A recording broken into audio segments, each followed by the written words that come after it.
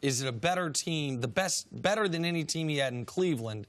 Well, then let's compare it to the best Cleveland team. The best Cleveland team was not the team that won the championship in 2016. It was the team that lost to Kevin Durant and Steph Curry in 2017. That team had an all-time offense. In the playoffs, they were 12-1 going into the NBA Finals.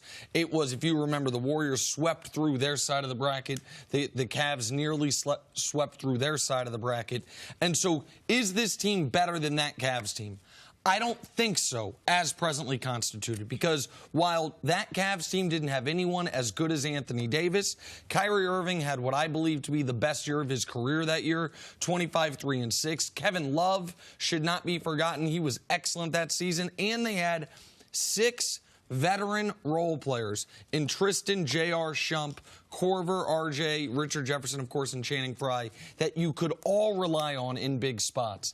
And to me, the X factor there is we knew that team had an excellent coach in Ty Lue. We do not know if this Lakers team has an excellent coach or an excellent coaching staff. Now, the potential C for this Lakers team is to be the best team LeBron's been on since those Miami years, because Anthony Davis is the best teammate he's had since the first 2 years with Dwayne Wade, but there's a lot of variables. The coaching is a variable. What the starting lineup's going to be is a variable. What their rotation is a variable. And unlike those Miami or even Cleveland years, you have to include LeBron's health as at least a slight variable. So there is enormous upside with this year's Lakers team, but I don't think you can say it's the best team LeBron's been on in 6 seasons.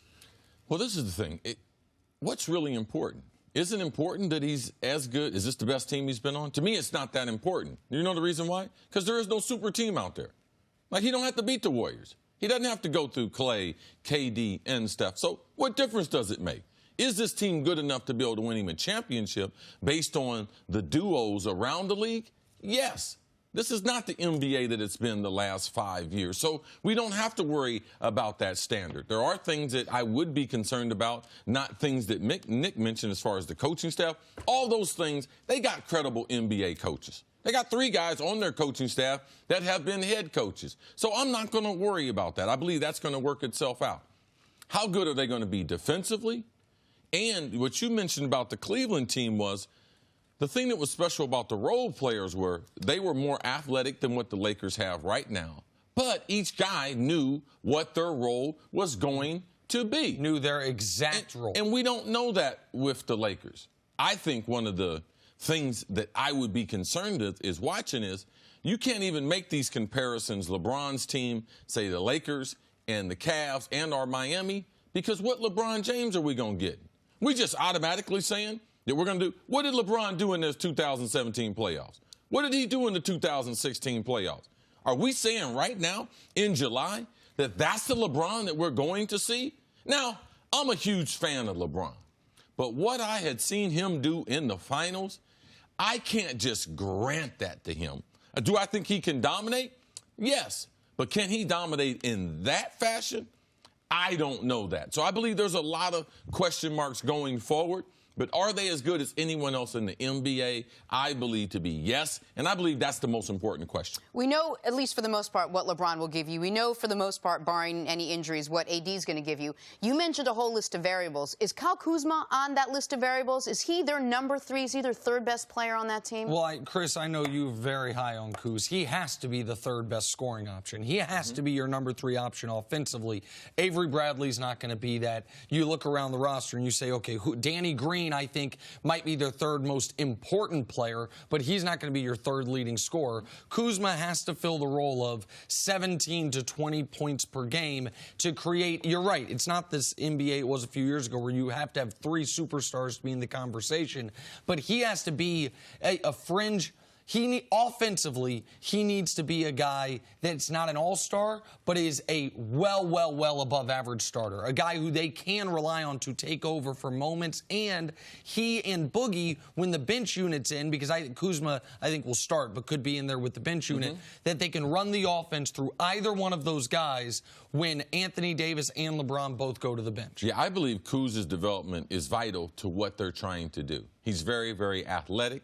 He should be a better defender than what he is. And two areas that I would want to watch to see, man, is Kuz making those steps? As a defender, is he better? Is he a better individual defender given how athletic he is? And can he just get back to what you and I talked about this morning, to where he was as a rookie, shooting three-pointers, wide open three-pointers. Because he's going to get a lot of looks. LeBron's going to break down the defense. People are going to collapse on AD, and he's going to be wide open. And on those wide open shots, can he shoot a percentage that puts fear into the defense? Because he's going to get a lot of good looks. I thought you did a great job this morning explaining how well he shot the ball as a rookie, and that was surprising. But then this year, given the trade rumors and everything else, is he going to be traded? Are his buddies going to be traded? He went through a slump. Those other guys went through a different type of slump, but his slump was shooting the basketball. Kuz shot 30% from three this year after shooting over 37%, I believe, his rookie season, and it was wide open misses. I talked with him about it at the tail end of the season. He didn't have an answer for it. He was in the bottom 10 percentile in the league of all players shooting wide open misses. Is that generally a confidence thing? Well, I don't know if it was confidence. I don't know if it was bad luck. I don't know if it's small sample size. Usually it's either you're just a terrible shooter, or you're having very bad luck, or you're dealing with an injury. He wasn't injured. We know he's not a terrible shooter. That should bounce back, and that has to bounce back because, to your point, he will get more wide open threes this year than last year because of the attention Anthony Davis is going to demand, and because LeBron missed almost 30 games last year. LeBron will generate those open threes. Kuz knows he has to knock those down. The shooting would have made sense, Jenna, if the 30% would have been in the first year. It would have been like, oh, okay. First year out of college, even though he played several years in college.